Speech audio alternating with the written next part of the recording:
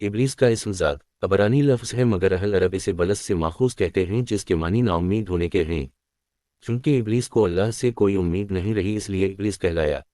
इसे शैतान और उदुल्लाह, खुदा का दुश्मन, भी कहते हैं। कुरान इसका ज़ुहूर अबतदाए आलम से बताता है। इसने आदम और हवा को बहकाया और शजर ममनुआ के खाने की इसलिए तरगीब दी कि वो कहीं हमेशा जन्नत में ही ना रहें। जब अल्लाह ने आदम में रूह फूंकी तो हुक्म दिया कि तमाम फरिश्ते उसे सजदा करें। सबने सजदा किया, मगर इब्लीस ने इनकार कर दिया। इसने कहा कि मैं आग से बना हूँ और आदम खाक से। इस पर रानदा दरगाह कर दिया गया। इसने अल्लाह से क़यामत के दिन तक की मोहलत तलब की, जो दे दी गई, और लोगों को बहकाने की ताकत भी दे दी गई। बाइबल में भी ये किस्सा करीब करीब उसी तरह मज़कूर है। अल्लामा ज़मख़शरी इसे जिन मानते हैं, क्योंकि कुरान में है कान मन अलजन, वो जिन था, मगर बहुत से उलमा इसे फरिश्ता मानते हैं। और बाज़ उलमा ने यह भी कहा कि जिन भी फरिश्तों में शामिल थे जो जन्नत के मुहाफ़िज़ थे, मगर जिन नारसमूम से पैदा किए गए और फरिश्ते नूर से तख्लीक़ हुए। इब्तिदा में जिन ज़मीन पर रहते थे, वो आपस में लड़ने लगे तो अल्लाह ने इब्लीस को इनके पास भेजा। बाज़ रिवायात से ये भी साबित होता है कि इब्लीस अर्ज़ी जन्नात से था। शैतान बताए आदम को बहकाने में मशगूल रहता है, मगर नेक बंदों पर इसका बस नहीं चल सकता। कुरान में सबसे पहले इसका जिक्र सूरत बक़रा के तीसरे रुकू में आता है, जहाँ अबतदाए आफ़रीनिश और सजदा आदम का जिक्र है।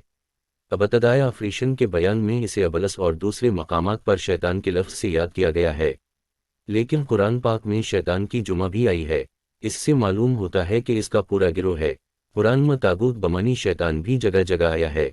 इब्लीस को आबिद के नाम से पुकारा जाता था। जनाब सैयद सज्जाद अल हुसैनी और कबूला लिखते हैं कि जब इब्लीस ने आदम अलैहिस्सलाम को सजदा ना किया तो अल्लाह ताली ने आबिद को दरबार अकबरी से निकाल दिया और कह दिया कि तुम इब्लीस हो। फिर इब्लीस के नाम से मशहूर हुआ, और जब इब्लीस ने हज़रत आदम अलैहिस्सलाम व हवा अलैहिस्सलाम को बहकाया तो अल्लाह ताली ने इब्लीस को लानती ठहराया, तो इब्लीस को शैतान कहा। तब इब्लीस दोज़खी ठहराया, और शैतान के हामी भी दोज़खी ही हैं।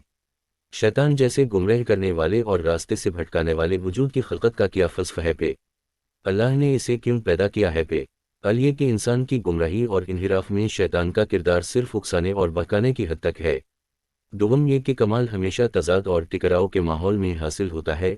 उसी लिए बेहतरीन निज़ाम में इस तरह की मखलूक को पैदा करना बेकार और बेमकसद नहीं हो सकता, बल्कि अल्लाह की खालिस रहमानियत और खैरियत का जलवा है। पहली बात तो यह है कि अल्लाह ने शैतान को पैदा नहीं किया है, क्योंकि वह सालों तक फरिश्तों और इबादत गुजारों का हमनशीन था, लेकिन बाद में इसने अपने इख्तियार से सरकशी और इन्हिराफ की राह अपना ली और अल्लाह की रहमत से दूर हो गया।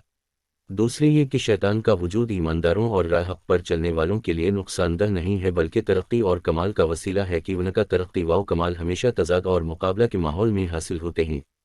इस दुनिया में शैतान का किरदार उकसाने और बहकाने की हद तक है, यानी शैतान इंसान को गुमराही और इन्हिराफ की तरफ सिर्फ दावत देता है। अल्लाह ने इसको नफुस में तसरफ की कुदरत और इन पर तसल्लुत नहीं दिया है। इरशाद बारी ताला है कि और बेशक इसको इन लोगों पर तसल्लुत नहीं है जो ईमान लाए और अपने परवरिदगार पर भरोसा करते हैं। शैतान इन लोगों से बहस करता है और कहता है कि मुझे तुम्हारे ऊपर कोई इख्तियार नहीं था सिवाय इसके कि मैंने तुम्हें बुलाया।